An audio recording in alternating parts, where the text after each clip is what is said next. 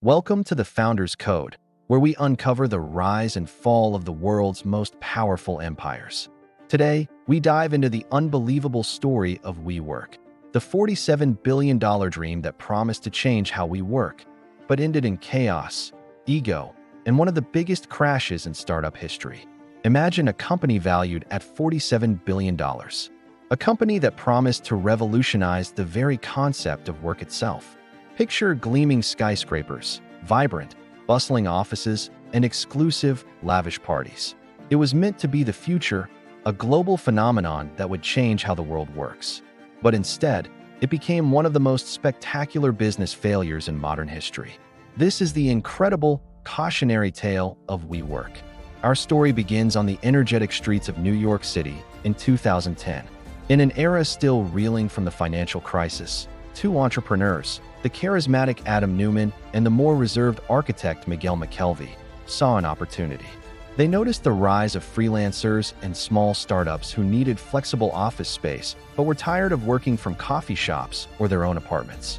Their idea was simple yet brilliant: lease large, often underutilized office buildings, renovate them into stylish, modern, and communal workspaces, and then sublet individual desks or small offices to this growing new workforce. They called it WeWork, and it wasn't just about providing a desk. It was about selling a community, a vibe, and a new way of professional life. The first WeWork space in Soho was an instant hit, and it was clear they had tapped into something big. At the heart of this explosive growth was its co-founder and CEO, Adam Neumann. More than just a businessman, Neumann presented himself as a visionary, a guru. Standing on stages at packed events, he didn't just talk about profit margins or real estate. He spoke with an almost messianic fervor, claiming WeWork was more than a company. It was a global movement. He famously declared that WeWork's mission was to elevate the world's consciousness. He sold a dream of a world where the lines between work and life blurred into a beautiful, collaborative existence. He wasn't just leasing office space. He was selling belonging, purpose, and a connection to something bigger than oneself. And for a time, the world, from investors to employees to customers, bought into this vision completely. And grow it did. Like a wildfire, WeWork spread across the globe at a dizzying pace. From New York to London, Shanghai to Sydney, new WeWork locations seemed to pop up overnight. The formula was magnetic. Startups and freelancers flocked to its sleek, modern spaces, drawn by the flexible terms, free-flowing coffee, and the promise of networking with like-minded individuals. But it wasn't just small players. Major corporations like Microsoft, IBM, and Salesforce began renting entire floors to give their employees a taste of this trendy, collaborative culture. To the outside world, and to many investors, WeWork looked unstoppable. It wasn't just a real estate company. It was a tech unicorn, the future of work personified, and its valuation skyrocketed with every new building it opened. The fuel for this hypergrowth came from one of the world's most powerful and ambitious investors, Masayoshi Son, the head of Japan's SoftBank Vision Fund. Son was captivated by Adam Neumann's vision and aggressive expansion strategy. He saw in Neumann a fellow maverick, someone willing to bet big to dominate an entire industry. SoftBank began pouring staggering amounts of money into WeWork, ultimately investing over $10 billion. This deluge of cash allowed WeWork to burn through money at an unprecedented rate, prioritizing growth above all else. With SoftBank's backing, WeWork's valuation soared to an astronomical $47 billion, making it one of the most valuable private companies in the world. It was a textile valuation for a company that, at its core, was still in the business of renting and subletting office space. But inside this glittering empire, a strange and chaotic culture was taking hold, driven by Adam Neumann himself. The lines between professional conduct and personal indulgence became hopelessly blurred. The company became famous for its wild, alcohol-fueled, thank God it's Monday parties. Beer and tequila flowed freely from office taps at all hours. Neumann's leadership style was erratic and extravagant.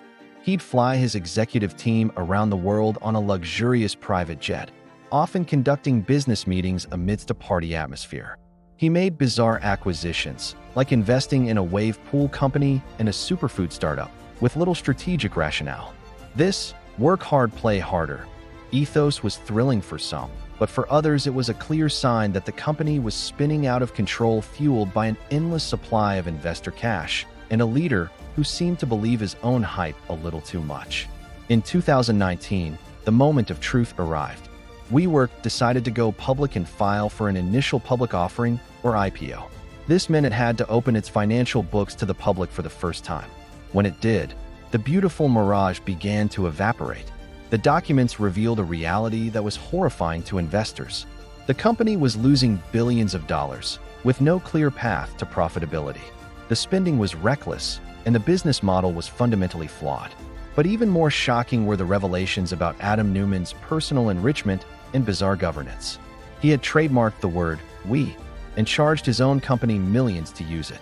He had taken out massive personal loans from the company and had set up a complex ownership structure that gave him absolute control. The visionary leader now looked like a reckless founder who was using the company as his personal piggy bank. The fallout was immediate and catastrophic. Wall Street, once enamored with the WeWork story, recoiled in horror. The IPO was a disaster before it even started. Investors, analysts, and the media ripped the company's financials and governance apart. The planned valuation of $47 billion became a global laughingstock. With its funding lifeline about to be cut off, the company was forced to shelve the IPO. Confidence evaporated overnight. The empire, built on hype and billions in venture capital, began to crumble. The valuation plummeted from $47 billion to under $8 billion in just a matter of weeks.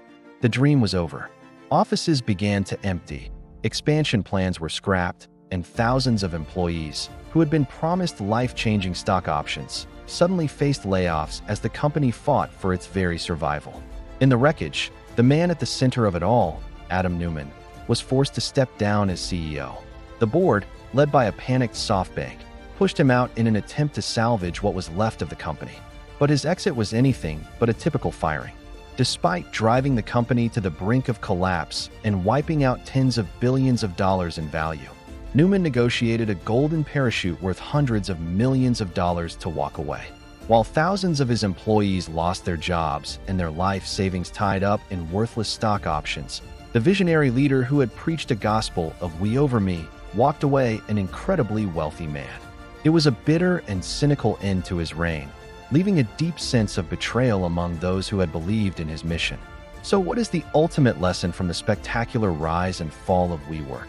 It's a stark reminder that a grand vision, without a foundation of sound business fundamentals and responsible leadership, is nothing more than a house of cards. Hype can build an empire, but reality will always have the final say. WeWork's story teaches us that culture can't replace profitability, charisma can't excuse recklessness, and a $47 billion valuation can disappear in the blink of an eye when the truth comes to light. It serves as a powerful cautionary tale for Silicon Valley and beyond. A big dream without control isn't a vision. It's a recipe for disaster. Thank you so much for watching this deep dive into the story of WeWork.